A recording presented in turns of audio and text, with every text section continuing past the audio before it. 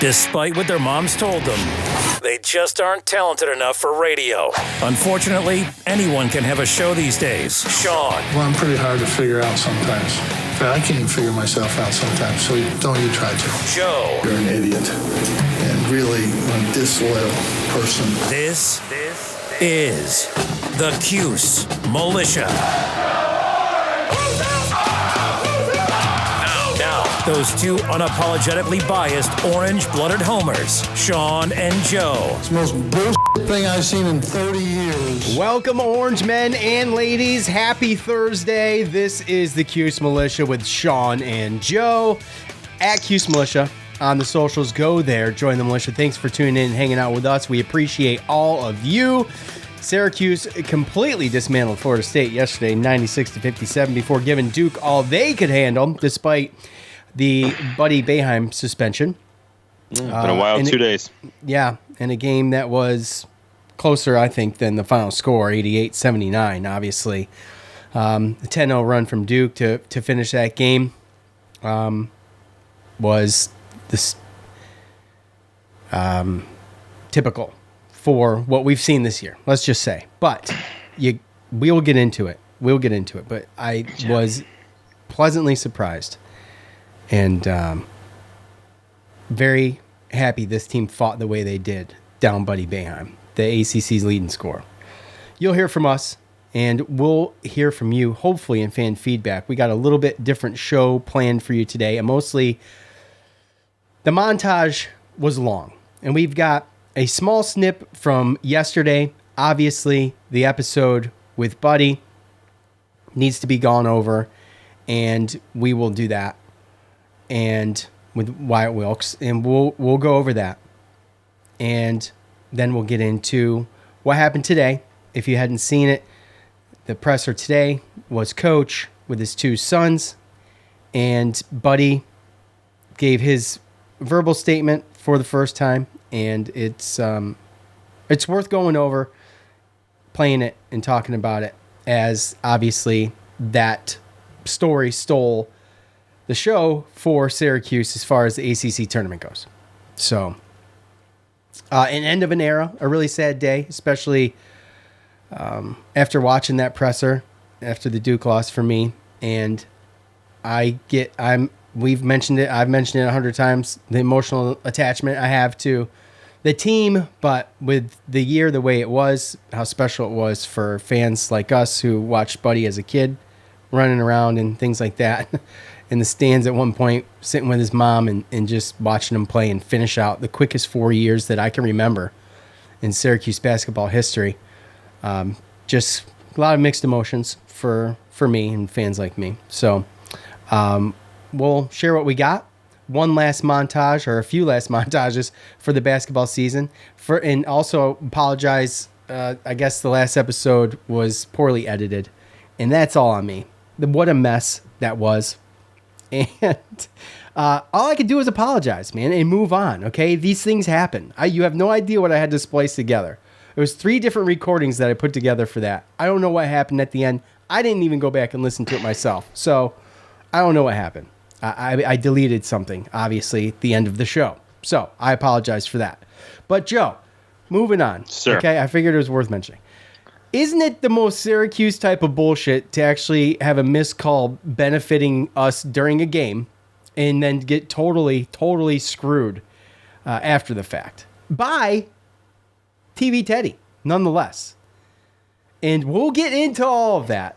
But just generally, if it's going to happen to anybody, it's going to happen to Syracuse. Am I right? Mm-hmm. Okay. Yeah. Okay. No, you're right. Just an unbelievable yesterday. It was. Turn of events. Oh my God. Was it turn of events? Was it I don't even know if I'd call it that. But what a something it was. And we'll talk all about it. It was a great game. Right? It was a great game. 2 great games. And I hate that what happened with Buddy and Wilkes stole the show. And we'll talk. We'll get into all of it. We'll get into all of that. But first, as always, before we do, We got to hear from a couple folks. First, we're going to talk about Athletic Greens. Tons of people take a multivitamin. It's important to choose one that is top quality. With one delicious scoop of Athletic Greens, you're absorbing 75 high-quality vitamins, minerals, whole food sourced superfoods, probiotics, and adaptogens to help you start your day right. The special blend of ingredients helps to support gut health, the nervous system, immune system, energy, recovery, focus, and aging.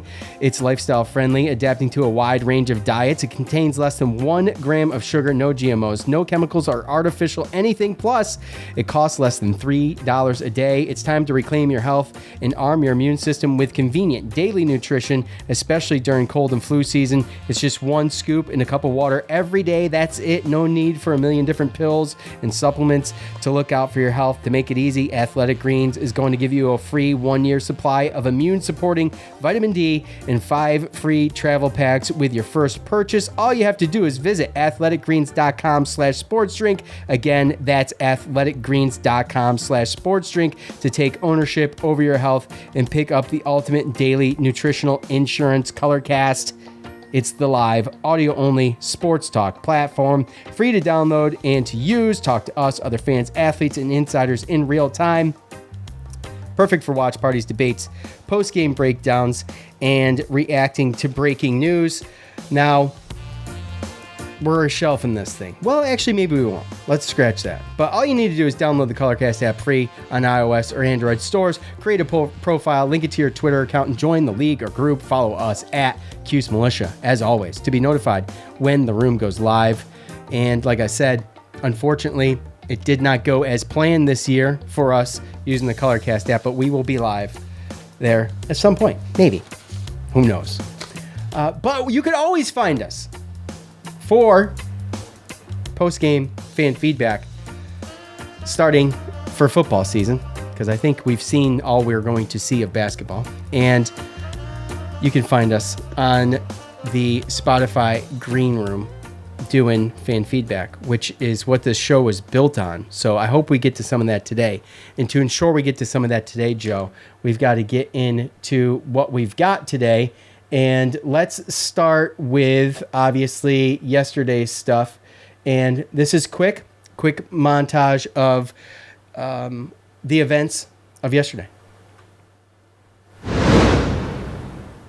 Jim, early in the first half, there appeared to be a play where a buddy caught a Florida State player in the midsection. I saw the play. The kid pushed him twice, and he swung around and hit him. And I think it was inadvertent, but that's okay.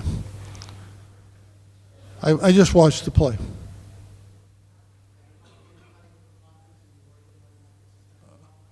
For what? No, I don't think he hit. He just swung around and it was contact. The kid pushed him twice. You can't just let people push you around.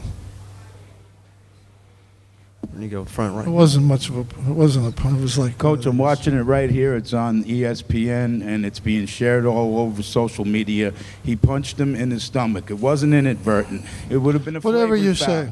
Whatever you say. Well, good. You say it. I just gave you my version of what I saw. Okay? We go to our next question. Can we disagree? Or do I have to? I don't have to agree with you, right? Oh, okay. No, absolutely. Nobody ever does in this room. Nobody in this room ever does. That's okay. I can't tell you how important Cy is. You know, we didn't have him in North Carolina and Miami, and the pressure hurt us in both games, and he relieves that pressure, gives us another ball handler. I didn't really want to go that small, but the small lineup worked. It has worked for us at times this year, and it worked today. So, anyways, let's start at the top of that, Joe. Obviously, the news of the day was the belting of Buddy, and obviously, okay. So look, when I saw it, okay, they played it 100 times, right? I'm like, okay, well, this is gonna be a big deal, right? Okay, and you're just waiting for a foul to come through, right? You're waiting for a foul to come through. Or something. Them to stop play. Dude's on the ground. He went to the coach. He has said that he was hit in the stomach. Nothing happened. You cannot, and there's not a person on the planet, love or hate Buddy Boeheim, Syracuse, or whatever, there's not a person on the planet that could say that is characteristic of Buddy. There's people comparing him to like Grayson Allen and stuff. I mean, come on, like it's not even close. It's not even close. It was a little bit aggressive for Wilkes. He admitted it. He has a YouTube video that you could watch on his page on YouTube, and it was a little aggressive, but it's basketball, right? I think Buddy overreacted. He knew he did, and it was clear that it seemed intentional, right? I don't know if I'd call it a punch to the gut. I mean, if you listen to all the descriptions and you see it, you're like, oh, okay, well, you know. But that's splitting hairs at this point. So we all saw it. We probably all heard what Coach had to say about it. Now, that brings me to this. Coach obviously is not going to come out there not exactly really knowing what the hell is going on. He's probably pissed off at Buddy. Let's be honest, right? It's like, what the hell, you know, and he defends Buddy out there. It's his kid, it's his player.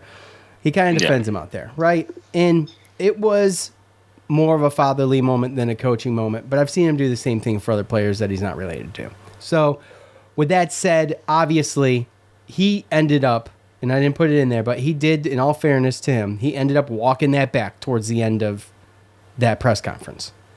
And we all know now, you know, and we'll hear later, that, you know, Buddy overreacted. It was a reaction. It was a bad reaction, and it was a judgmental error, right? So a little cringy there, Joe. But when you're watching the game, like I said, I mean, you thought to yourself, what? You thought, oh my gosh, I can't believe he did that. I mean, I saw it real time. So when I first saw it real time, I thought to myself, did he just like swing his arm at him?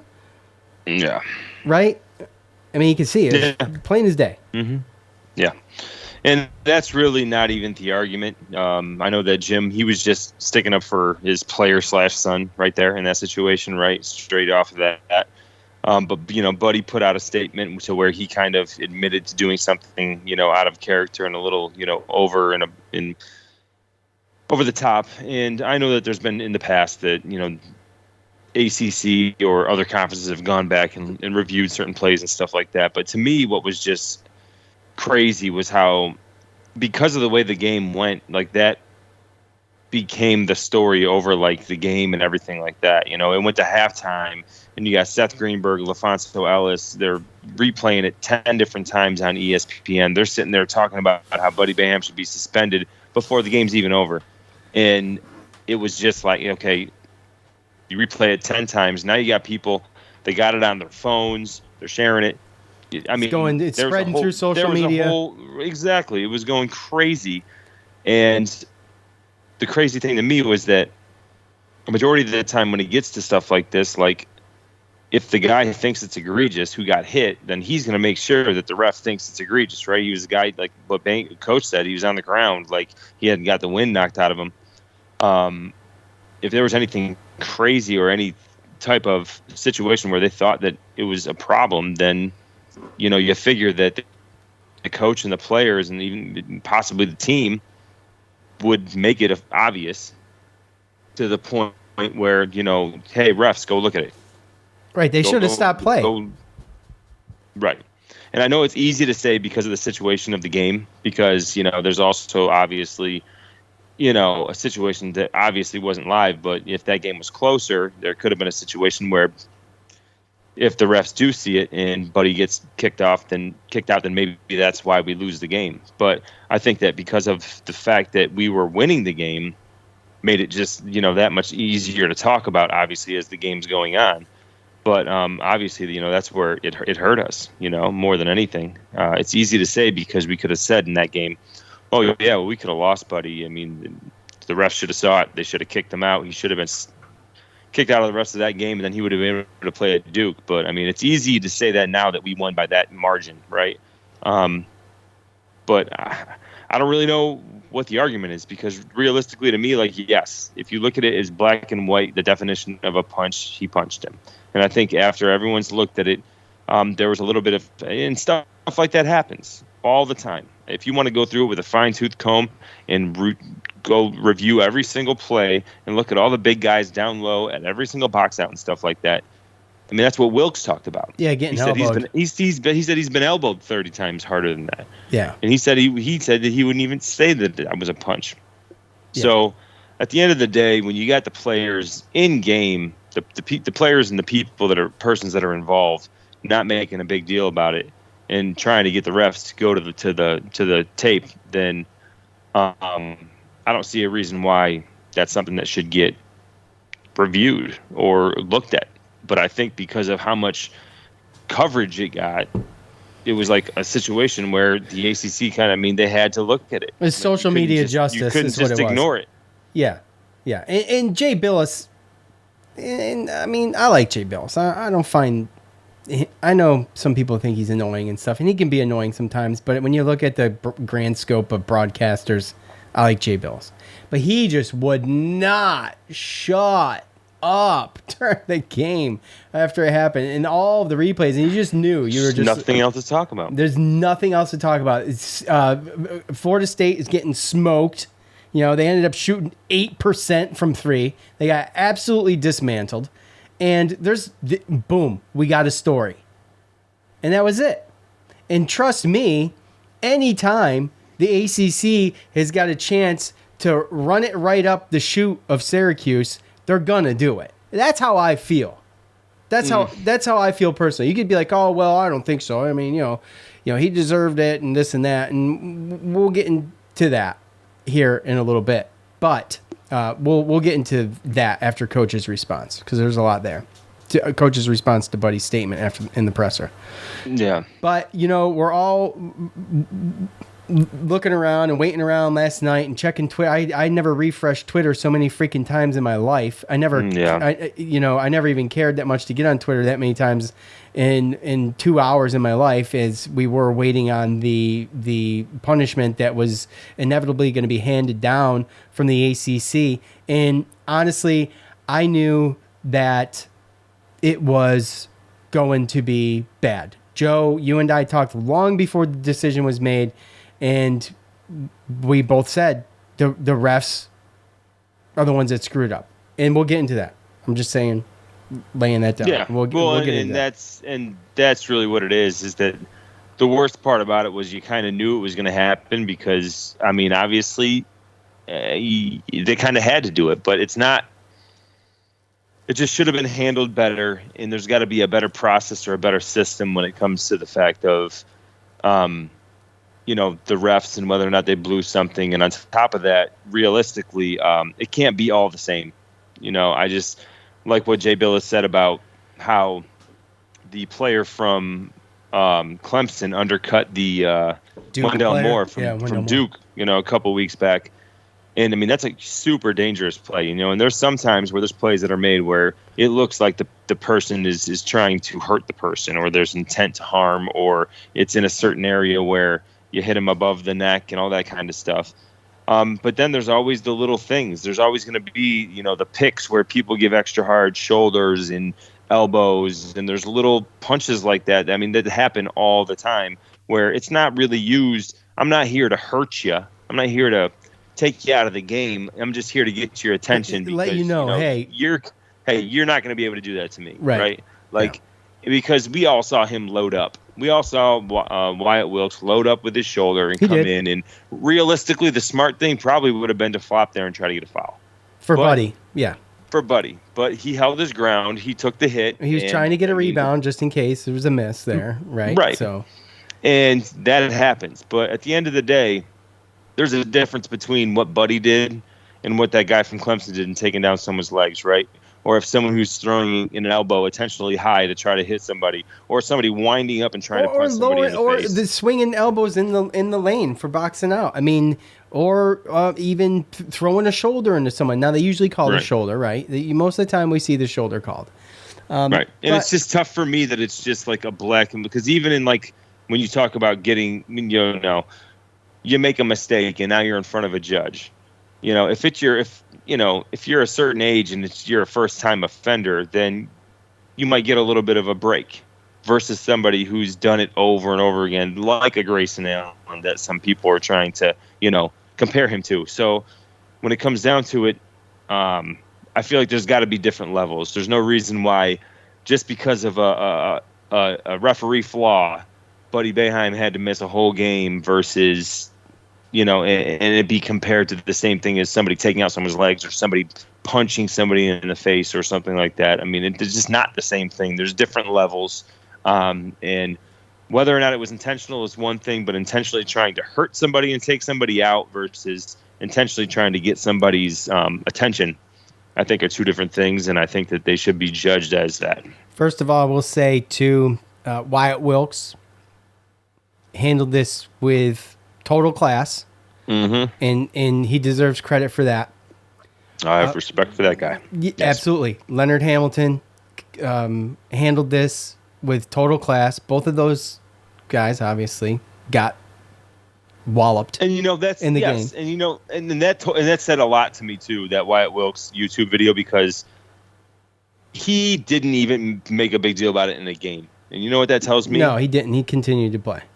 That tells me that he knew that he came in hard, and that happened.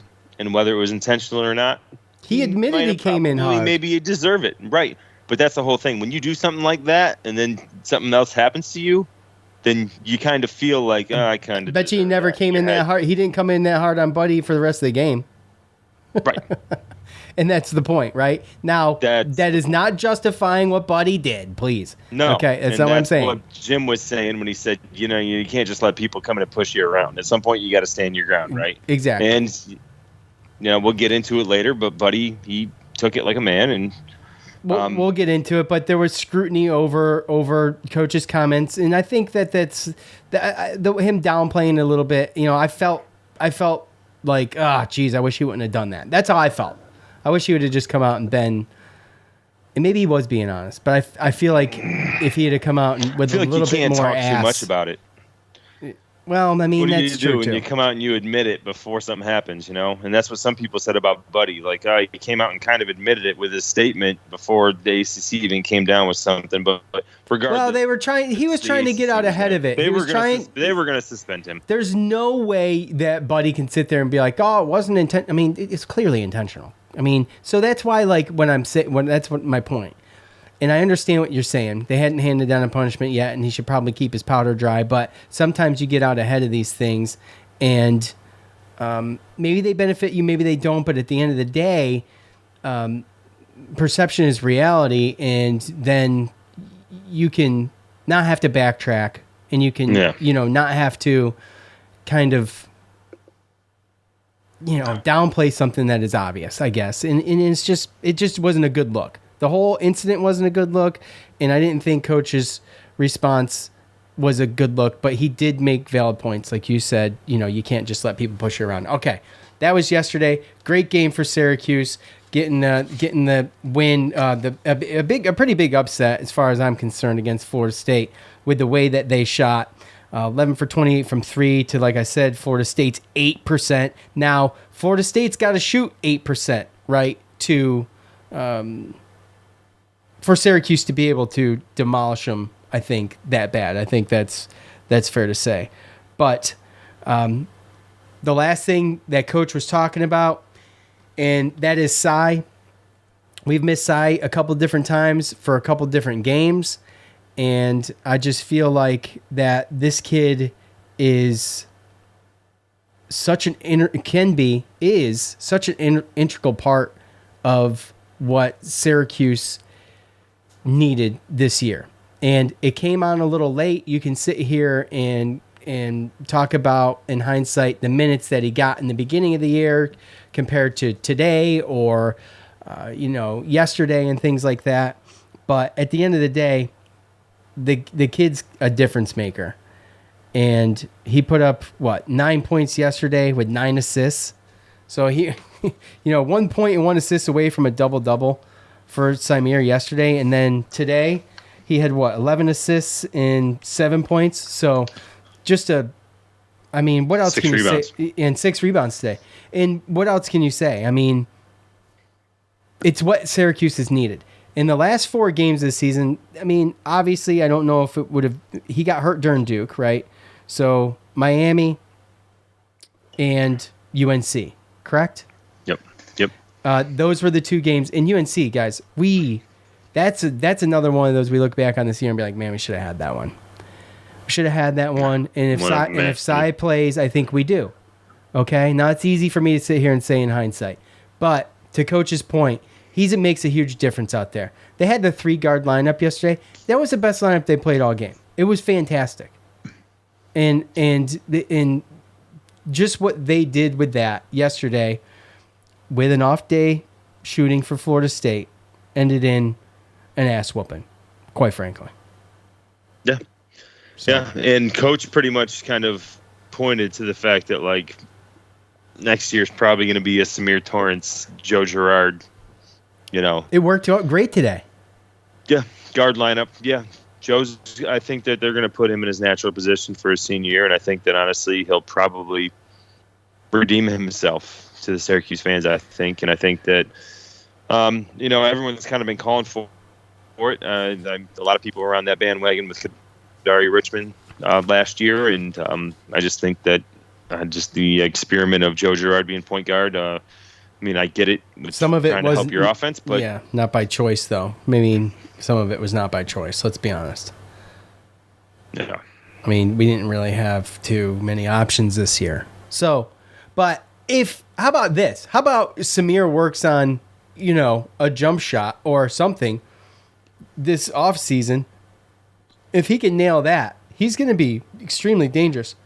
And he's shifty. He's way shiftier than I thought he was, by the way. As far as getting in the lane and things like that, making the right passes. Only 2 turnovers today to 11. What did I say? 11 assists. And 2 turnovers. That's excellent. From what I understand, he's not an awful shooter. I think it's just a confidence thing. And I mean, you give him 1 year of, you know, him coming in, knowing he's going to be the point guard and everything, and teams not being able to send. I mean, think about it. When he was in, teams sat back and we still figured out ways to score and stuff like that. So I can't imagine him as a player if he can get defensive, you know, the defense to respect his jump shot, because then he'll be able to blow by him and get easy layups. I mean, he was going to get in layups when they knew that he was going to try to get layups, you know. So and he can pass it off too, real he's slick. Definitely a good passer. So he can drive the lane and pass it off slick. He's very very good with that. Him and Jesse are going to get many dunks next year because of Samir Torrance. Yeah, and just to highlight a bright spot, Samir was a bright spot this year, and just wish we would have had him for longer and maybe implemented him a little earlier. You can maybe make that argument, right? I mean, this year's the year of the shoulda, coulda, woulda. Oh, yeah, because when you put it all together, when you don't have Samir Torrance, I mean, he was turning a corner when he got hurt. He got hurt both times he played Duke, the first 2 times. Yeah. And I think he missed 2 games after. Each. Yeah. Each. Then it took him a little while to get back in it. And then with Jesse getting hurt, and plus all the close games and the games that we possibly could have won if we did have Samir and Jesse.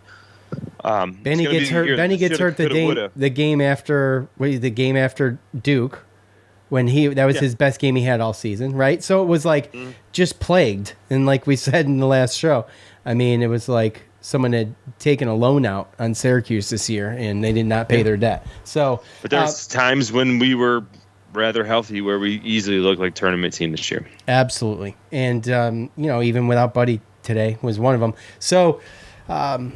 A good game today. We'll talk about it, but let's first hear from Jimmy immediately following the game. Yeah, Jimmy, could you speak to your mindset coming into the game today? Yeah, I mean, we knew we had to win this game, or you know, it was it. And if I didn't need any more, you know, I was playing for this kid today. You know, just wanted to do everything I could to get him one more and to get our team one more. I knew I was going to have to be aggressive, missing the leading scorer in the conference. So just trying to pick up there where I could and just do everything I can on both ends. Yeah, I'm just proud of that. Everyone stepped up, gave everything they had. Samir stepping in and playing 40 minutes. He was, 11 assists and 2 turnovers. Can't ask much more from him. He was great, and everyone just gave everything we had the whole game. You know, people counted us out. I think a lot of people said that didn't even give us a chance. Said that was Buddy's last game before the game even started. So we used all that, and we were right there to the end. We just couldn't make a couple plays at the end. Jimmy with his best game of the season, no doubt. 7 rebounds and 28 points. And just, you could tell he was playing for, like he said, he was playing for his brother. And it's kind of a special thing. And gosh, if you just think what could have been if they pulled this game off, they stayed close. I mean, after they were, what was it, 23 to, what was it? 23 to 14. 24 to 13. 24 to 13 at one point. But after that, and that was kind of early still, because they came out shooting, they were on fire. That being Duke. 12, I believe. Yeah, they go up. Syracuse goes up by 4 at the half, right? Jimmy hits 6 for 9 from 3. And like I said, the 7 rebounds, obviously, he's been kind of there all year. But just a man with a mission. You could tell he was trying to grind it out for Buddy. And, man, what could have been if they pulled it out. But just to be able to have a game like he had, gets the ball stolen from him late at one point. And that was kind of the... Or phone. Right. Well, true. Very true. Very true. Ventura with the foul, no call. That's actually very accurate analysis, Joe. But it was not called. But nonetheless... Is the ACC going to review? Yeah. Nonetheless, a fantastic effort from everybody. As he mentions, Joe Girard with 23 points. He looked so much better out there with Cy bringing the ball up for the whole game. Cy with 40 minutes for Cy, Jimmy, and Joe, right? And the only reason Cole Swider sat for 2 minutes was because he had 4 fouls with like 13 or 14 minutes left. And John Bull just was... just no. A body. Yeah. It was, just to bring Cole over and tell him don't foul again. Obviously, need Cole Swider coming on late and just, I mean. Dude, but that says a lot about the effort today, right? Yes, here's my point. It was a long way around it, Joe. I'm sorry. The effort today, the effort yesterday, the effort against UNC, it's been there all year. It has.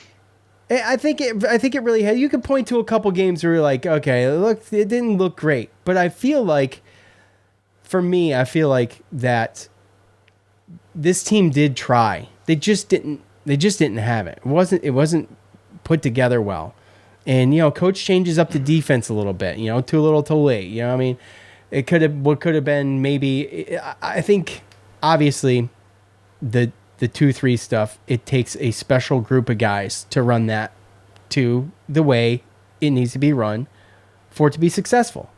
And we didn't have any of that this year.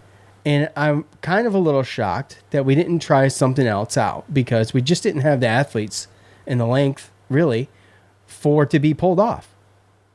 So, it confused Duke. They switched in and out of it, but it was effective against one of the best offensive teams in the country. Yeah, and that's part of it. And then again, you watch this game and it kind of opens up your eyes to some of the fans that are like, we need to change stuff up. If Buddy played, do we even do this? Or is it just, hey, this is what it is? And because, those guys, they played a lot more free. There were some plays that were made that probably would have got some players earlier in the season with some depth pulled. Sure. Right, but because you only have basically, John Bolajak, if you want to, he was a body at this point. He sprained his knee yesterday. He was enough out there to go out there, right? But we literally had 6 scholarship players that were healthy to play, and we still put up this kind of effort and put up this kind of game against Duke. And it was just unbelievable to me, because when I saw that Buddy was suspended, I thought there was no chance. So gives me hope going into next year, and being able to see, Torrance and Joe play next to each other, knowing that Benny's going to come back better just by, sure. And then, what Jesse had brought to the table, and now, he's going to come with that confidence. He knows what he can do now. Mm-hmm. So another year under his belt, another year of maturity. Yeah. it made it exciting, and honestly, I mean, just it's kind of like you said, it's a little bittersweet, you know, and it's definitely a little emotional too, because you get Boeheim's been a coach forever, and you know you got Jimmy out there, almost like Buddy gave him a little bit of his shooting today, you know. yeah. He's just determined, just determined, man, and the whole team is determined. They wanted to get Buddy to another team. Yes, another game. Yes, and just like the rest of the year, there's just no 05-06 fairy tale ending with the overrated comments regarding GMAC, right? Closers. But we you know, I gotta be honest. I told Joe this earlier, and I mean it's foolish, I know, but I felt during this game, I just felt that this was gonna be another one of those moments, and it just wasn't. So kind of like what we've expected all year, and I was just trying to psych myself off to being optimistic, and I really did. I'm like, they are gonna kill me doing it, but they're gonna pull this thing off, and then they just didn't. But I mean, look, the effort. Think the way this team played for Buddy was amazing. Buddy coming off the bench and, you know, at halftime and just like so happy, obviously, and even though he's not playing, the body language from him and the rest of the players and what Sy did, it's just so, like you said, it can leave you nothing but optimistic for some of the pieces that are coming back next year. And with 5 freshmen coming in and seeing what we got there, obviously, you know, I mean, dude, yeah, and you know, you lose the leading scorer of the ACC after, and you're going in. But what would you do though? What would you do though, Joe? What would you do? Playing against Duke, right? Playing against Duke, they beat you by more than 20 both times you played. This team had every reason to go out there and get beat by 40 today, and go get rolled, for sure. Absolutely. How about? And they didn't. They didn't. They were all heart, and they really did come together, and they really tried to pull it off. It didn't happen, and everybody all year who says that I'm a defender of Coach, and I'm I'm with the Daddy's Boys crowd or whatever, and then some of the nasty grams you get through DM and stuff like that I don't even respond to and pretty much ignore. You can't tell me either one of these kids didn't deserve to be playing D1 basketball. First of all, I mean, we've heard it about Buddy. We haven't heard it this year, but we have been very critical of Jimmy plenty of times this year. But does he deserve to play D1? Absolutely do. The kid's talented, right? And like Jay Billis says, I think he puts it best. And I don't know if it came from him, but I heard him say it. You know, he'll be playing. He could play YMCA basketball till he's 50. You know, he's that kind of guy, right? So, you know, with that said, I mean, these kids obviously are talented enough to be here, even though they're coach's kids. So, and that brings me to this.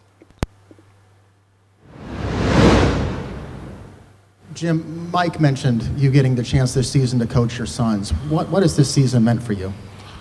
Well, I'll tell you this. It's the best season I've ever had. You say that even though you're finishing the season with a losing record, so I wonder if you can expound on that a little bit. I don't need to. It's the best season I've ever had in coaching. It says it all. Sometimes you don't have to say a lot, Mike. We'll go to the left side of the room. Yeah, Buddy, were you surprised by the ACC's decision at all? Hold it. No, he said after the game. He literally said it before. We've done with all the questions on the game. We will address that. So I had to put it in there. One more stupid reporter not following Boeheim's rules. First of all, second of all, obviously Mike Waters trying to dig there for an answer, and I get it. And I love Mike Waters, by the way. He's like my Syracuse.com guy. Okay, even though he wore a mask during Zoom press conferences, which I mean, to each their own. I don't know who he's around, right? So anyway, you know, he's trying to dig deep there. We all know what Coach is saying, okay? Not a successful year. Not going to any tournament, right? But yeah, he got to coach his kids. It ended horribly. Let's be honest. If you're a dad, I don't know how much worse it could end unless your kids get injured, right? Yeah, Jimmy come out, played for Buddy, but your best player, the leading scorer in the ACC, your son, the heart of this team is sitting on the bench suspended.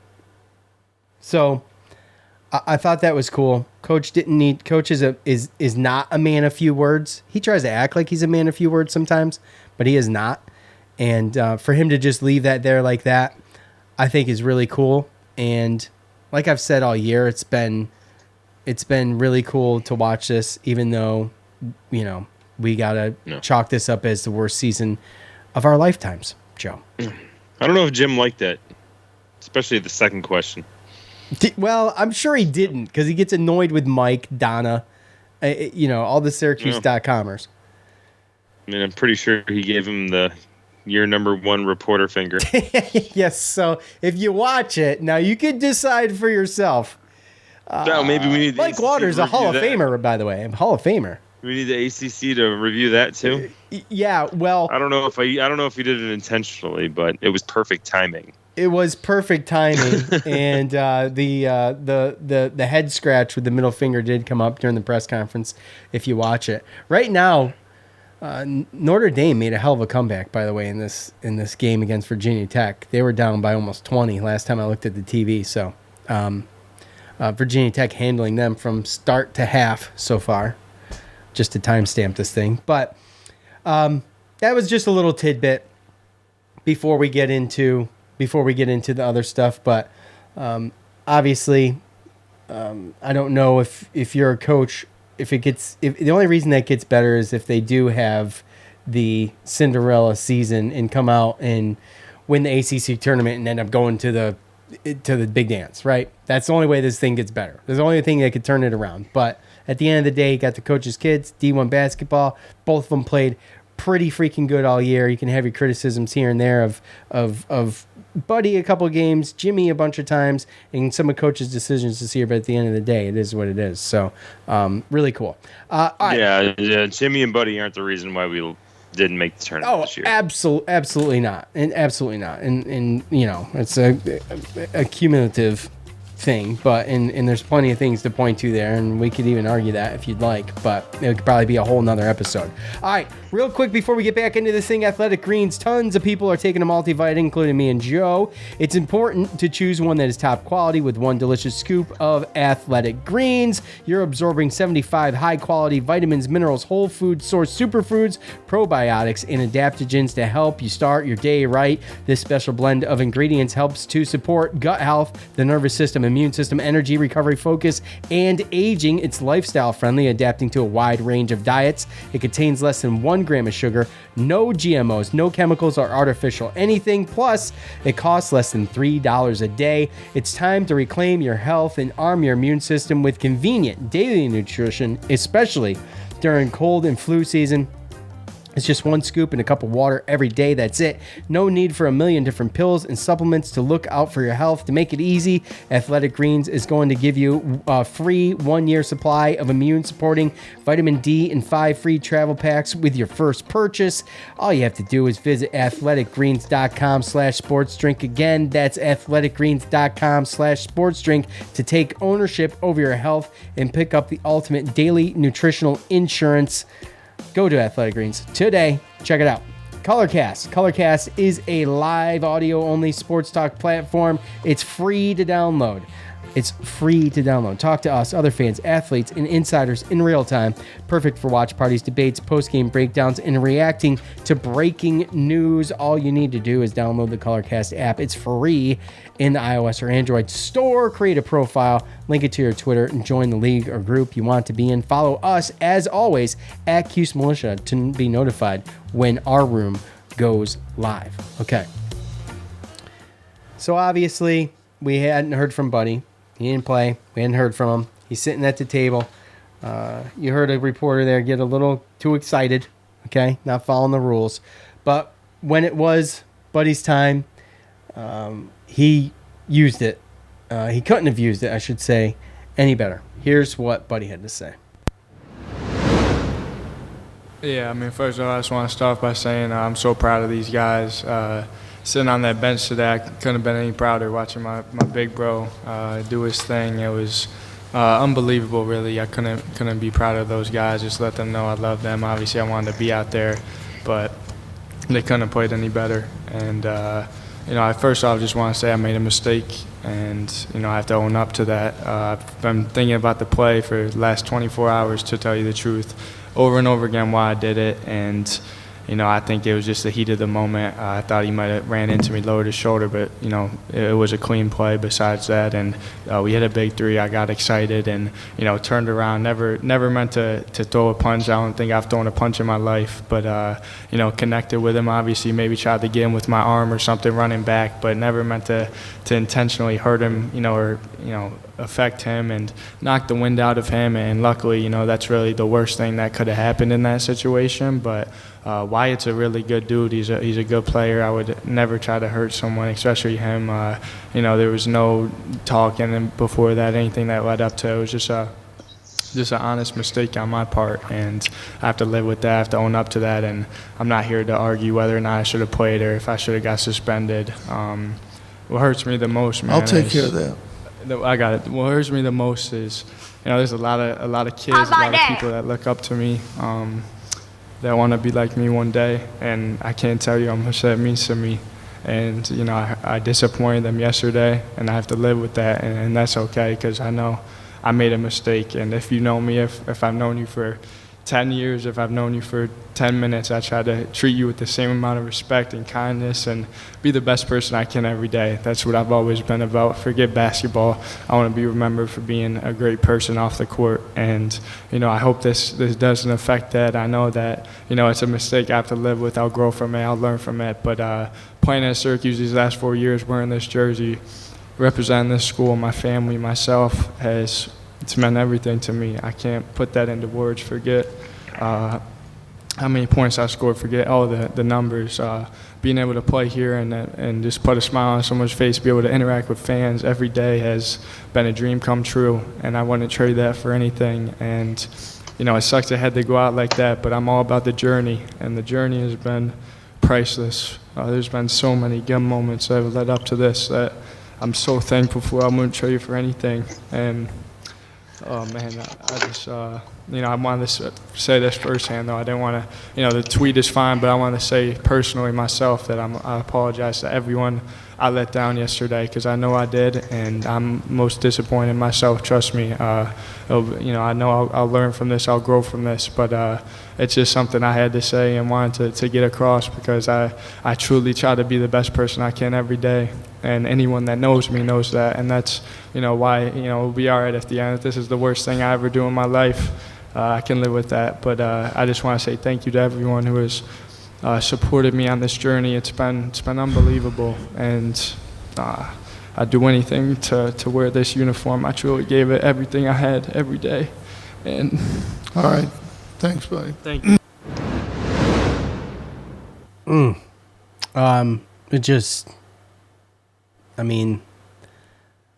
that pulls at your heartstrings a little bit. Obviously, none of that's scripted, and that just goes to show how genuine of a kid I think Buddy Boeheim is, to totally unscripted. It could not have been any better. He covered. I don't know if he practiced that thing in the mirror. I don't know what he did, but he said everything he needed to say, and Buddy Boeheim meant every word of it. This is a kid who hangs out after games all the time at the Dome to sign autographs, to take pictures with kids. And you can tell that he knows feels like he let some of those kids down. But if any of those kids listen to what he had to say, I think, everybody knows everybody makes mistakes. That was a mistake. And it cost him the rest of his career at SU.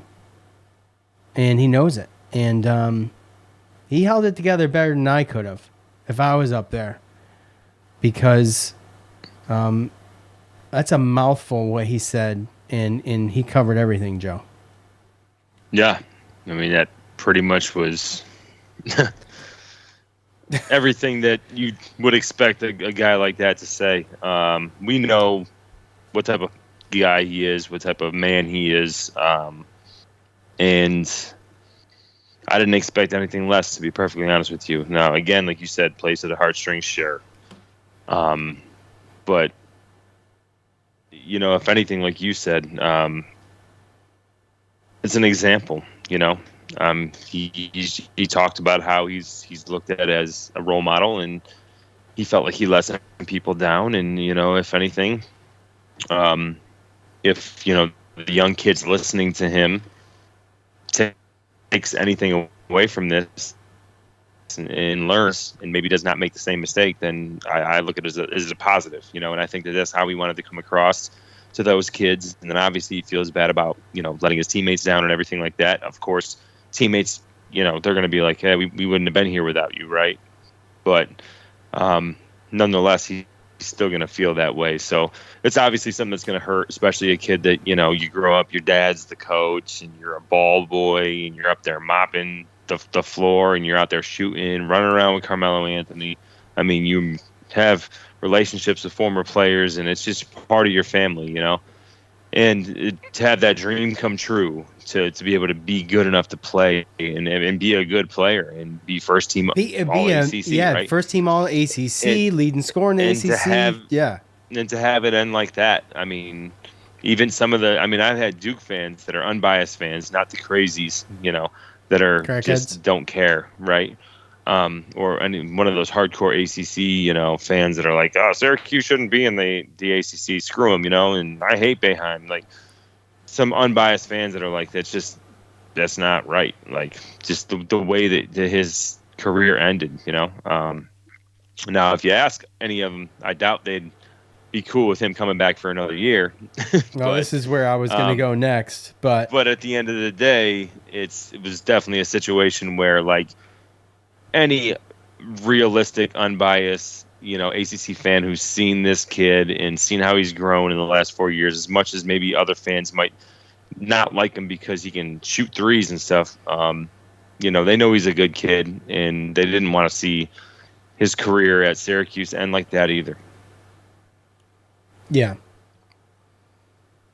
I mean, it's unfortunate if it ends. Now, I doubt this is going to happen. But what would make this all better?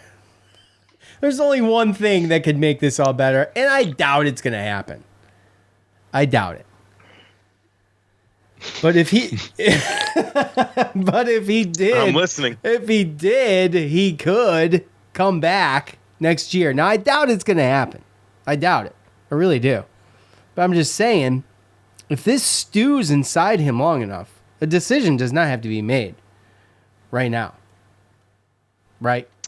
I mean, so he's got time to think about it. Now, you think about an NBA career and you don't want to risk that. You don't want to risk getting injured. You don't want to do any of this. But Cole Swider has already said that he's like somewhat on the fence. Now, is he doing that? Is that a play for, you know, fans or media or whatever? I mean, Cole could play somewhere overseas. You know, I don't know if he could be an NBA guy, right? But if he stays another year, maybe he could be. You know, but if he wants to go make the money now, I think he could, right? And this is so. Now this is not popular thought, and I realize that. No, this isn't popular thought. No, and I'm going to preface this by saying that if you do go back and listen to this presser, which was a great presser, by the way, it was an awesome presser. Yeah, it does not. Like, they leave it as, like, the way that Buddy talks, he makes it sound like he's not going to be back. Yes, the way he does. Jimmy talks, he makes it sound like he's not going to be back. Absolutely. And the coach makes it sound like they're not even going to play another game this year. Correct. Which is why the CBI talk is they're not. I believe that this is it. And yes, and you know the guys over on Lockdown, Syracuse, they talked Joe's about favorite podcast. Joe's favorite podcast. Look, I'm going to give credit where credit's due. Okay. And they talked about it, and they said that, you know, when you get to like, okay, there's NCAA, right? Obviously you're playing for a national championship, right? And then even the NIT, if you got guys healthy, you want to go make a run or whatever, right? But you go like CBI and really even NIT sometimes, that's more for like teams that, you want to like build up the players for next year and everything like that, right? Like you really got nothing to play for. And looking at Syracuse, the only guys they got coming back next year, as far as right now is concerned, that would even be healthy or eligible to play in this postseason would be Samir Torrance and Frank Anselm. So you're really asking 4 or 5 seniors to come back and play in a CBI, which is like, I mean, who's going to make a big deal about we wouldn't even the CBI, right? We wouldn't even be able to watch it on TV. I don't think we'd probably have to stream the damn thing.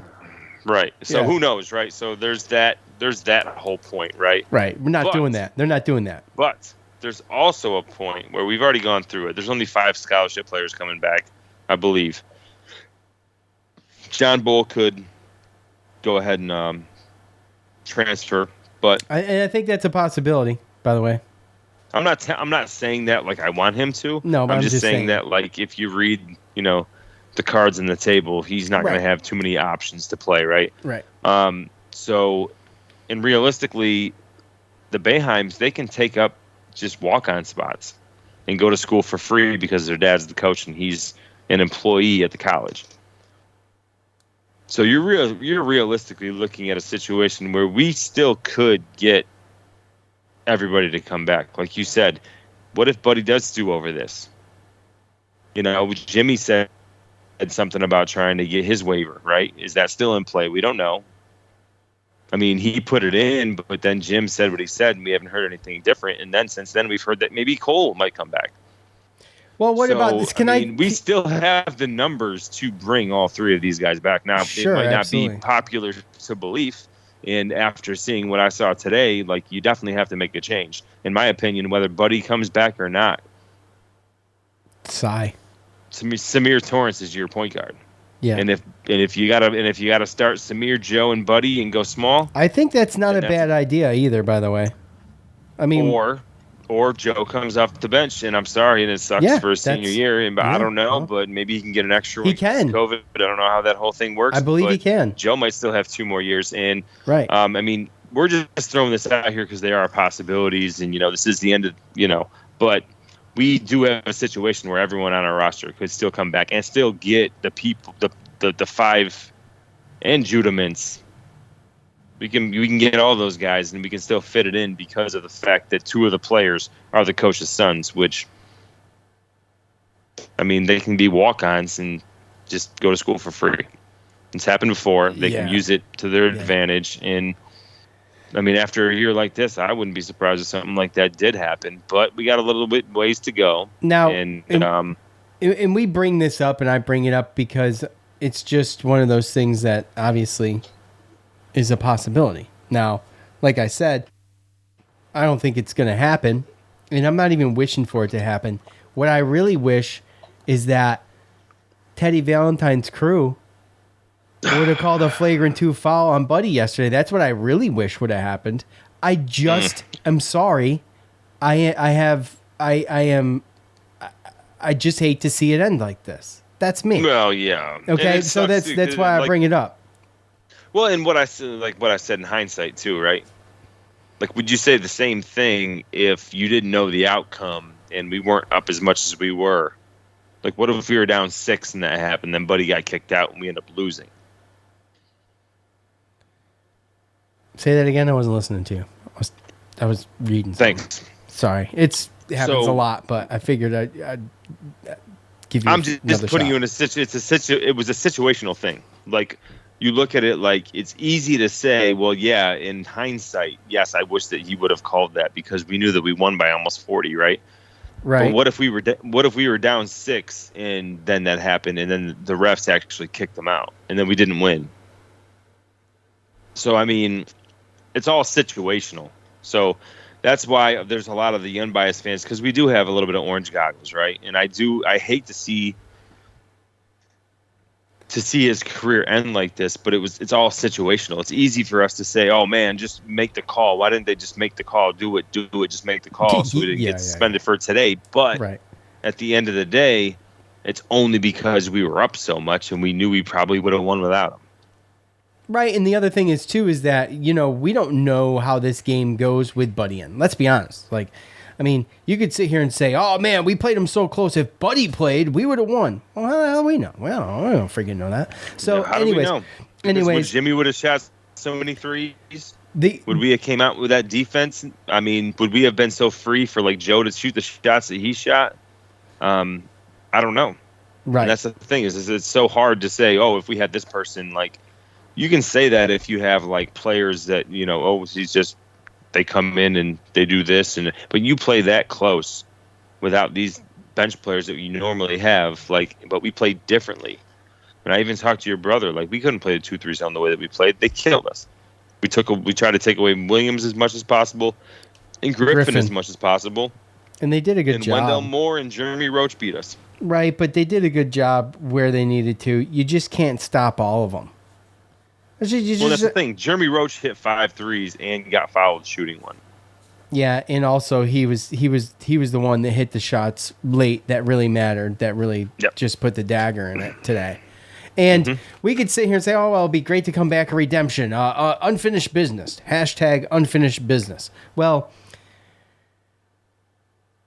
I think to some extent, and I hate it, but I think to some extent, the clip we just played of Buddy and everything he said, the kid's Cuse for life. It's not that, and I keep calling him a kid. I mean, I get it. I know. But he's Cuse for life. He's not going to go, I mean, this isn't going to be a thing where we never see Buddy again. Who knows? Maybe someday after his career, what do you got? What are you running, Romper Room? Joe, are you running Romper Room? I mean, I'm not, and I don't think the other person that's supposed to be is either. The person who's supposed to be is right. So anyway, my point is what Buddy said is he couldn't have said it any better.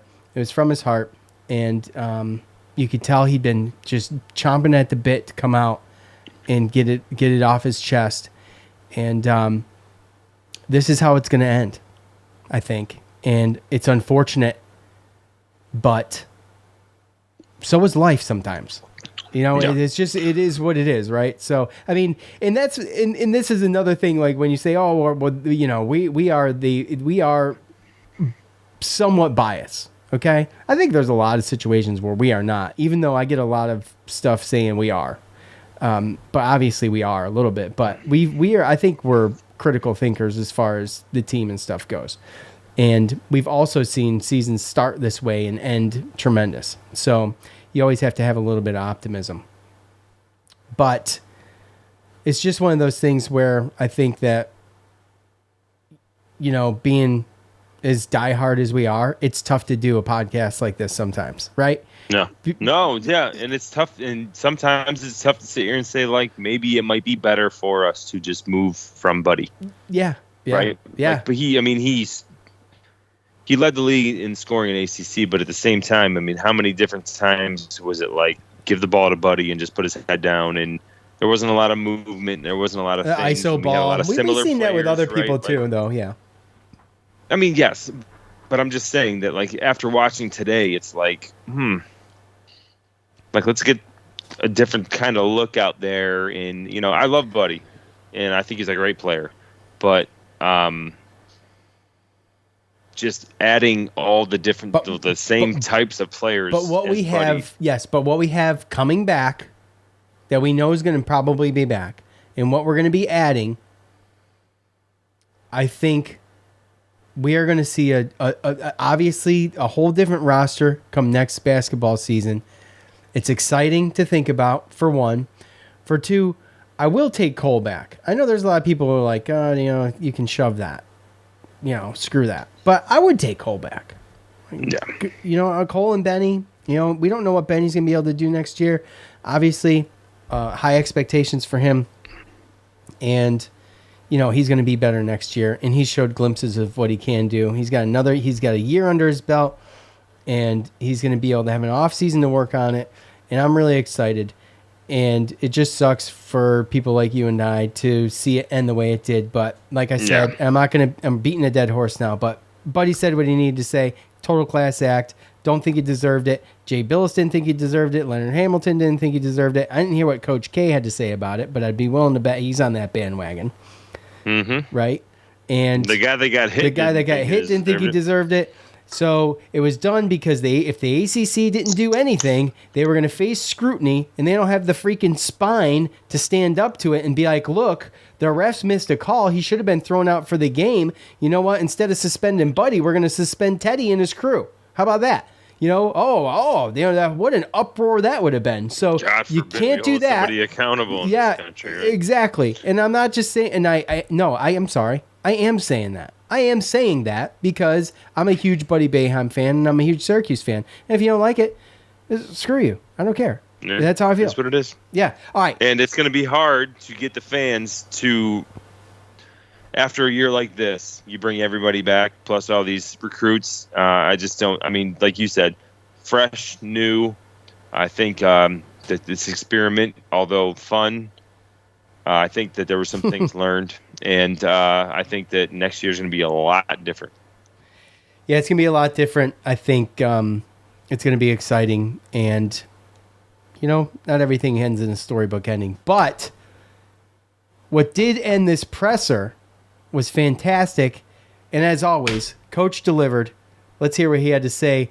This is the rebuttal to Buddy's statement that he made. Thanks, buddy. Thank you. I got a couple things to say.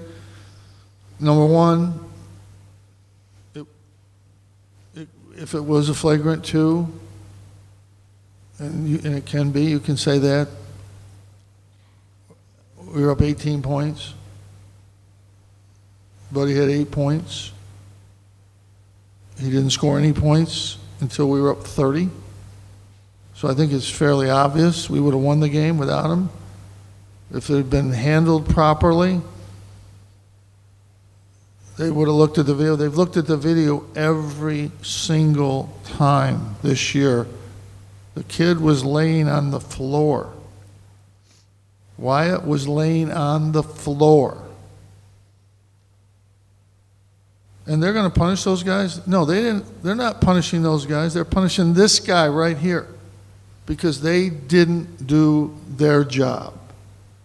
And the league should have looked at that and said, this would have been out. He would have been out. And don't let anybody tell you, well, he might have been suspended for the game, this game too. That would never have happened. No one in their right mind would say that. So they didn't do their job, so Buddy got punished. That's what happened. Now, I'm forever grateful to Leonard Hamilton. He's a great man. He summarized it for everybody. Let's move on. Wyatt, who I've always had great respect for, he's a great player, plays hard all the time,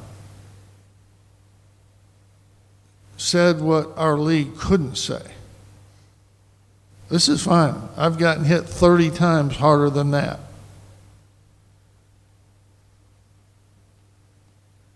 So I'm at a loss.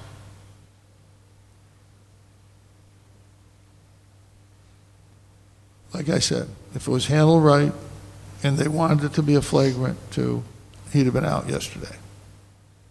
They didn't do it right, so the kid that's given everything to this league for 4 years, and just because you're a great kid doesn't mean you shouldn't be punished. He should have been. He should have been out of the game. And then we play today. I'm not sure we play any better. We might not. They may have risen to the occasion. I don't know. We might have lost by 20 today. That's not the point. That's not the point. It should have been handled yesterday. It wasn't, and the league should not punish this guy. It makes no common sense to me. And there's also something about, in all sports I've ever seen, You do something and you've done a lot of shit in your life in this league, in your league you're in, they hit you. They give you the maximum, right? And if you've been good, they give you a punishment. Buddy got the maximum punishment today. This was the maximum.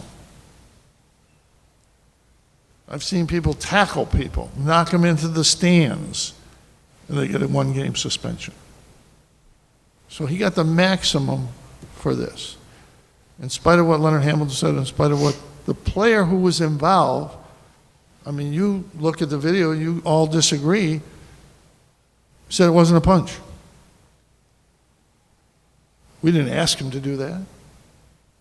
I didn't even know he was going to do that. That's what he said. They never asked him what happened. Just like they never listened to him when he said, I got hit. So it wasn't handled right, bottom line, period. We have time for 1 or 2 questions. You can ask as many as you want. I ain't going anywhere. I'm fine. I'm not going home till 7 o'clock. And that's why I love Jim Boeheim. I know many of you hate Jim Boeheim, but that's why I love him. And he wouldn't have done it just because Buddy's his kid. Let's be honest. He did it he might have done it even more vehemently with GMAC back in the day, right? We play it at the Open every day, right? Mm-hmm. So, or every not every day. I wish the show was every day. He would do that for any player. He would. Absolutely. Absolutely.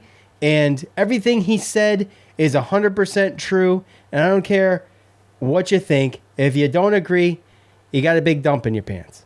Because everything he said was 100% true. So, let's roll through this thing, okay? Up 18 at the time of the incident, right? I think, Buddy, what do you have? 8 points, something like that, at that point, or something like that. So, okay, would have won the game without him. Yes, absolutely. He's just throwing that in there because obviously it matters, right? So, and Joe mentioned the gap in the game and how Syracuse was walking away with this thing, right?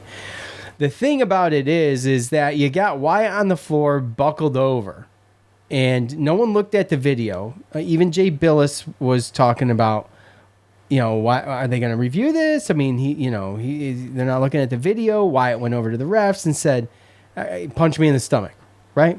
That comes out of Wyatt's mouth in his YouTube video and all that stuff. So they never looked at it. Okay, well, that's a problem. Have we heard anything, to Coach's point, have we heard anything about anything happening with the refs? I mean, not a punishment, but something. Are they still officiating ACC tournament games? Of course they are. Of course they are. My thing is that this is a broken process, right? This is a situation where, and I'm sorry, but sometimes there's situations in life where if the players involved are okay with it and they can shake hands and just move forward, then I don't really understand why people that aren't involved have to get involved. And to some extent, because of social media, because Joe. I know that's why. Rules, right? Yeah, I get that, right? I mean, you're the ACC, you represent the ACC, right. And if we don't, it's safe face optics, just like the mask. And it's just a situation where it's like, Theater. Okay, well that's fine because we both can admit that he deserved a punishment. Everybody, he did something, yes, right? Absolutely. Yeah, I mean, it's so obvious, okay. But the punishment should have been made during the time frame here, right? Mm-hmm. So, I mean, either you have to have some type of thing where there's a statute of limitations, if you get through the game type stuff, or it's a situation where what happens where this should have happened and the adults over here that are supposed to be controlling this thing messed it up. And now because of that, said person has to actually have a bigger punishment because of your mistake. Because you screwed up, then he's got to face a maximum jail sentence because the prosecutor didn't do their job and the judge jumped in. And everything's just on one scale. It's the yes or no scale, right? A game or not, right? This and that. And like what Boeheim said was absolutely true. If they would have just went to the monitor and looked at it, it would have been 2 shots, the ball, Buddy Boeheim out of the game. And then he plays today. And again, this has and we might lose by 20.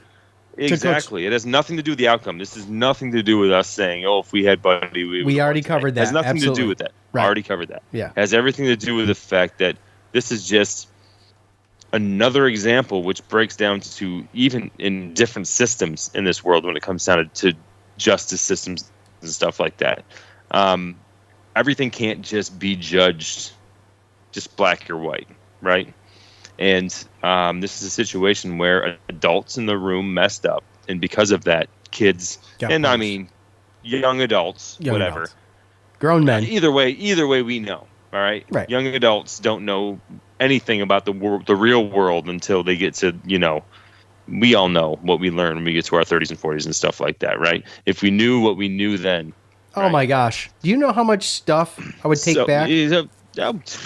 Dude, we can go. I mean, that's another podcast, right? Yeah, it's probably 2.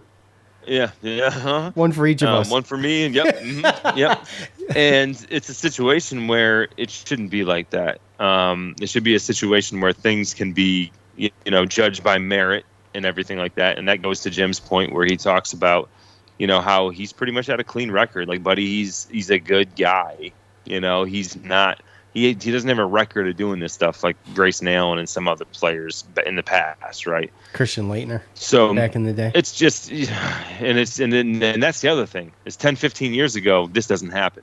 No, because you're right. In social media, I thought about the Big East first of all, and that's the thing, because I immediately thought about the Big East once the dust settled and I was done watching the game, and then.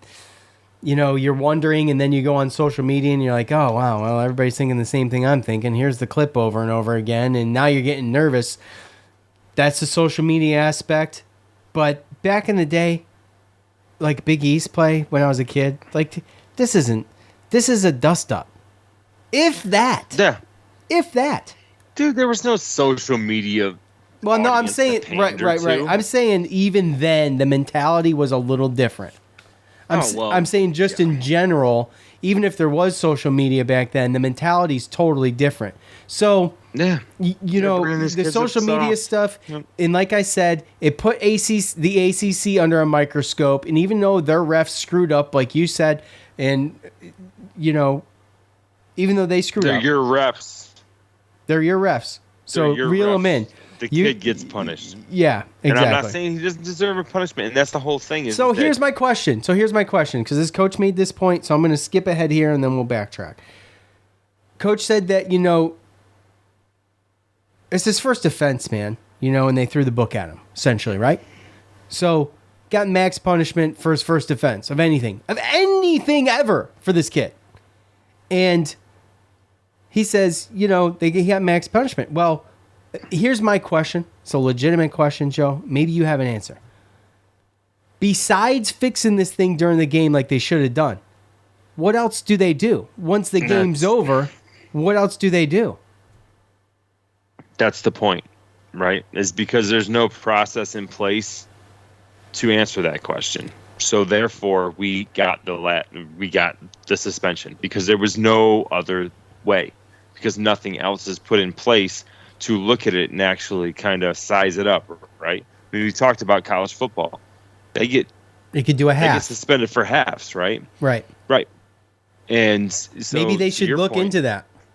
Right. And maybe sometimes, there's, I don't want to call them mulligans, but hey, they're your refs. You hired them. They messed up. They have been messing up, by the way. You're going to have to eat this one, right? Right. Don't just turn around and punish the kid more than he should have been punished. The ACC could have just as easy came out with a statement that said, look, this thing should have been handled during the game, and it was not. And Buddy Boeheim should have been kicked out of this game for a flagrant 2. and the refs never went back to adjust that. They didn't look at the monitor. Wyatt Wilkes told the refs he was hit in the stomach, and the refs still never looked at the monitor. So what we're going to do is we're going to move Teddy Valentine and his crew from officiating any more ACC tournament games for the rest of this year in this tournament, and that would have been it. But the problem is they don't have a spine for that. No, and it it been should an have been uproar. something like, and even if they didn't suspend Teddy Valentine's, it should have been, therefore, we're not going to punish this player Play on. for a mistake that our referees made. Right. Exactly. All parties were cool with it. That's the biggest thing, I think, to me, is more than anything is the fact that, like, literally everybody was okay with it. All parties involved were okay with it, and it became a big thing because of all of the outside pressure. And that, I think, to me, is what killed me more than anything, because it's like, look, you had a chance. Like what Coach Boeheim said, every time someone goes down, they go to the table, they look at it. If Wyatt Wilkes was worried about it being malicious, or if he thought that he didn't deserve it, then he would have been crying to the refs. He would have been crying to his coach. Leonard Hamilton would have been going crazy, and they did not do that. Yeah. And it got played on. And then even after that, even after Leonard Hamilton, after that play, got to go back and see the play, and then he went to his press conference, he still corroborated with the fact that it was no big deal and we shouldn't make it bigger than what it was. And Said, then let's move on. Wyatt Wilkes came out with a video that corroborated the same things. Almost pretty much kind of said, like, yeah, I kind of came in there a little aggressive, almost like he deserved it, because if you play sports and you come in aggressive and then you get a little cheap shot, you kind of know it's coming, and it doesn't really surprise you. Mm-hmm. So at the end of the day, if all those parties are okay with it, and then the refs still didn't want to go and check it out, then at some point, I mean, what are you supposed to do? Suspend Buddy. Suspend Buddy, right. Because of all this other outside pressure. Mm-hmm. That's what it was. That's what it was. It was in the press conference. You heard that one reporter that pushed back yesterday against Coach and said, the coach, he said, I'm watching it right now, and he got punched. It was not inadvertent. It's been all over social media, shared all over the place. Well, you know what? That's the problem. I know, exactly. That's the problem with so much. And I have said it on this show 1,000 times over. I hate social media. If it was not for this show, if it wasn't for the Cuse Militia, I would not be on it. I have made friendships. I am friends with people I have never met in person. Who I love. James, Tony. I've met Tyler, but you haven't. Right? Nope. So we've met good friends through social media, through doing this. And all of that's great. But social media is a dump. It is a dumpster fire, and it is a terrible place. And like Joe always says, it is not the real world. And people cave so quickly to social media demands because people can just gang up and send tweets. It is because you know what pathetic. this did, right? This opened up a door. It did. As much as people don't even know, this opened up a door. Because now if you make enough noise, what are you going to do? Fine-tooth comb every single game. Look at this elbow. Look at this little jab here. Look at this. Things happen every single game that never gets caught. But guess what? Players, they just play on because they know it's part of the game, or they know, you know what? I got my cheap shots in. He's going to get his cheap shots in. It's kind of known. You just don't want to get caught, right? Yeah. Sometimes you get caught, sometimes you don't. But at the end of the day, like, where does it stop? Where does it stop to where now the ACC is going to come in and look at everything? You know, well, that's a good question. I even had people at work that was like, if that was Armando Bacot or Paulo Banchero, would they be playing today? Or would they have been suspended? Would the ACC have had the spine to stick up for those schools and not ours, right? So, I mean... You know the answer to that. I feel like you know the answer to that. But that's the whole point, is that even though we're like okay, orange homers and orange goggles and this and that. Like, I still think that there's a real. I mean, I live in North Carolina. There's a real stigma of these old school ACC. Like, Syracuse doesn't belong. Yeah, absolutely, sure. They're pissed that Syracuse is in the ACC. They're pissed that they the love ACC that they suck. tournament's being in Brooklyn and not Greensboro. Yeah. They're pissed that Buddy Boeheim made the first team ACC. Like, they hate Jim Boeheim. Like, that's what it is. And we see it, I think. We've talked about it since the podcast started. And we've seen all of these different things. What happened to us when we got sanctioned by the NCAA? All the scholarships and, you know, the games taken away and all that stuff. But then there's similar things, or maybe even some more egregious things from some of these other schools, and all of a sudden it just goes away. It goes away like COVID when the Russian war came around. So, I mean, Took at the care of end a lot of the of issues, day, huh? I'm just saying, at the end of the day, it just seems like when it comes to the ACC, just we get everything. We just get. It seems like we get hit a little bit harder, and I just don't seem this. I don't think that some players would have got the same punishment. Oh, that's what I said in the beginning of the show. I mean, to open the thing up, I mean, before we even started playing the audio of any of these press conferences, that was my point. Is that when I think when the ACC, first of all, we all know, this is known fact, that the NCAA and Jim Boeheim do not get along. Like, this is a known thing. There's been plenty of instances of this. The dude still doesn't have his 101 wins reinstated, which is total, like, commie bullshit. They didn't take his losses away. They didn't take any losses away. They gave him all his losses, took all his effing wins away. It's commie bullshit. And we all know who the NCAA is, right? They're like the fifth branch of the government, right? Because they suck that bad.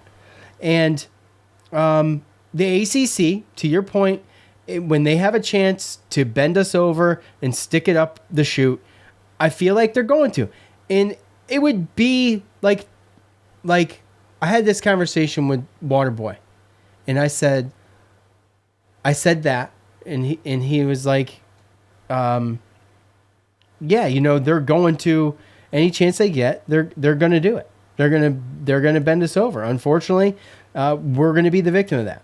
And he also said it would be a conspiracy if it didn't just continue to happen, right? With the officiating, you know, this year has been terrible with officiating, and I understand it did not predict the outcome of the season. To be fair, I don't watch enough other ACC games to judge whether or not it was just the ACC overall, or if you're just talking about Syracuse games. I think, and that was going to be the next thing I said, is that I think it was spread a little bit everywhere. I do, because I watched enough to know that we weren't the only team getting screwed. There was a lot of teams that didn't get screwed, though. Let's put it that way. Yeah. Well. That the games I watched. All right. So, unfortunately, it is what it is. I think I have one more point on this. Coach, yes, this is my last point on this. And then, if you got time, Joe, we can hit a couple. What do you say? Okay. Yeah. We have 44 comments on Twitter for fan feedback. Coincidence? I doubt it. Is Coach going to get fined or anything for criticizing the league? Do you think? Buy, sell, or hold? Does Coach... Like, this would be the ultimate, like, told you so for us. If Coach faced some kind of repercussion for saying what he said about the ACC's officiating crew and pretty much the ACC themselves. And, I mean, honestly, I don't even care to answer that question as much as I care that Jim Boeheim has the balls to do it, to not be the yes man, to not be the guy that conforms, to be the guy that's going to question the people, the powers to be, and the processes.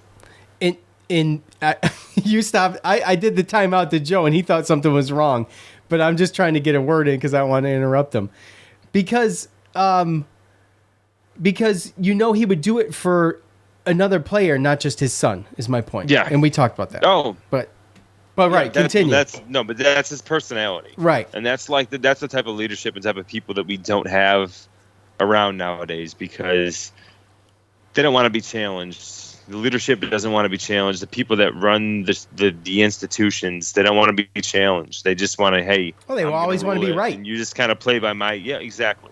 Yeah, Instead of they can't ever admit they're wrong. Other ways around it. Right. Like, I'm sorry, but there's a difference between what Buddy did and turning around and cold cocking somebody in the face. Right. There's a difference between what Buddy did and taking out somebody's legs and having them fall 8 feet from the air horizontal, not knowing on their how side. they're going to land. Right. Right? Yeah. So at the end of the day, it is not so black and white, and stop acting like it is. Yeah. You know, you're this big entity. Create a process better than just, is it this or is it that? Is it this or is it that? Because it's not so black and white. It's not the same thing. Okay, the definition of a punch, yes, same thing. Okay? I mean, I guess. But it is, the definition of a punch is a punch, right? But where you swing, how you swing, and if you connect and where you connect has a lot to do, you know? I mean, in the justice system, it has a difference between whether or not it's assault or attempted murder. Okay? So at the end of the day, if it can be different in that sense, then it can be different in this sense. And again, he deserved a punishment, but what do you do when the adults in the room drop the ball? Punish the kid. That's what I do. That's not the answer, and you know that. I'm just kidding. Yeah, I know. And the last time I'm saying this, I just feel bad for the way this thing ended. You know, for everybody who hates Syracuse and hates Coach and has been gloating about this to some extent, which hasn't been a lot, just to be fair, shame on you. And you can go ahead and stop listening to the show and unfollow, and I really couldn't give any craps about it. So, let's... Yeah, well, look, all I'm going to say is at the end of the day, I'm not sitting here arguing whether or not he should have been this or that. I'm arguing about the process. I'm arguing about the leadership. Right. And I'm arguing the fact that this has to change because you can go back and you can fine-tooth any game and find somebody. First thing I said, we can't make this precedent. We can't make this precedent. And Right. I'm only saying this stuff so that it never happens to a player again. Well, it happened to Buddy. It happened to our guy. Yeah, I don't know if we have that kind of pull, but we lived through that. But let's just hope it never happened. I'm not saying that we do. No, I know. But that's my stance. Is Right. I don't want to see it happen to any player. I'm an unbiased. I have orange goggles, but I'm an unbiased enough fan to where if that would have happened to any other person on any other team, I would have been like, yeah, well, the ref's messed up. He's good to go. Like, now if they get suspended, I'd be like, oh, if it helps us, but it doesn't mean I'm going to agree with it. we have been on this show and disagreed with calls. We've admitted it on this show that there's been calls that have benefited us in certain situations, right? And we laugh about it because you know what? Sometimes it's good to gloat about what you usually are on the other end of. But when it happened, I knew it was bad. I was disappointed, but didn't think a ton of it until Jay Billis wouldn't shut up, and then we went to halftime and they wouldn't shut up. And I'm like, oh, shit, this is not going to be good. We're done. Yeah. So, all right, let's head over to Twitter real quick and get some thoughts from you guys. Look, I'm going to rip these out, Joe. Rip them. So forgive me. I have not I am on Twitter. I didn't screenshot any of these. I did not have time today. And so I am going to, I hearted some of them, are favorited, whatever you want to call it. And those are the ones I'm going to look for. So on Twitter, I'm going to heart this one too. At the Big E _228 gave it all they had. They ran out of gas. Putting up a fight like that without their best player. I'm not about moral victories, but with the season they had, I'll take this one today. I haven't read that yet. I agree 100%, Joe. We've talked about moral victories, especially during football season, and there are none. But if you're going to take one, this is the one. You got the leading scorer in the ACC sitting on the bench, and you put up these kind of numbers, and you played this kind of game, and you fought this kind of fight against a Final Four team That's a moral victory. At CNY Steph, Cuse played a great 38 minutes. They pressed too hard the last 2 minutes and couldn't hit a shot. I mean, it was just about, Duke got the stops and made the shots. And that was it. And they did it with like a minute 30 left. So ran out of time. Stop making shots. Exactly. Let's see. At Gregorian Rants, incredibly proud of the fight they showed today against crazy odds. Much respect for Cuse basketball. Yes. Thank you, Greg. And also, I am one of those, and not afraid to admit, that was like, look, I don't think Syracuse wins this game with Buddy Boeheim, but the suspension thing is stupid. And I still stand by that.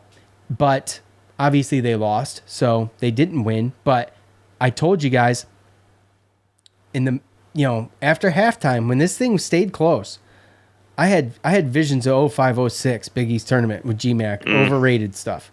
Okay, that was how I felt, and I was crushed. My soul was crushed. We weren't looking at the same stuff. You're always the tides have turned slightly between you and I, because I was always very negative. And mind you, I am at work. Okay. And I was too. I am not watching a ton, listening a lot. Okay. And, it's one of those things where I was just, there was times in my car watching the game where I was screaming and I hadn't even seen the play. The crowd at the Barclays Center for both teams was fantastic. The showing for Duke was actually really good, and I got to give them credit for that. At Cuse Waterboy, oh boy, I have not pre-read this. Let's see what happens. I'm going to read ahead in my brain before I say it. Beyond proud of this Syracuse team today. Zero quit. One of my favorite quotes from CM Punk. Doubt F's everything. They came in confident as hell with zero doubt in themselves and blocked out all the outside noise. They definitely did. And the biggest one of them being Jimmy Boeheim. And, to some extent, Samir. Look, this was his opportunity, man. And he rose to the occasion, I think. And what a fantastic job from him. At EJ 62564, great effort, especially so shorthanded. And after having been annihilated by this team twice before, maybe Jimmy can coach a little still. Well, that's a great admission. Obviously, I think he can. We got to think. We haven't even mentioned. We were out Buddy, Benny, Jesse.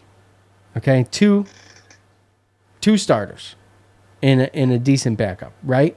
So, kind of a big deal.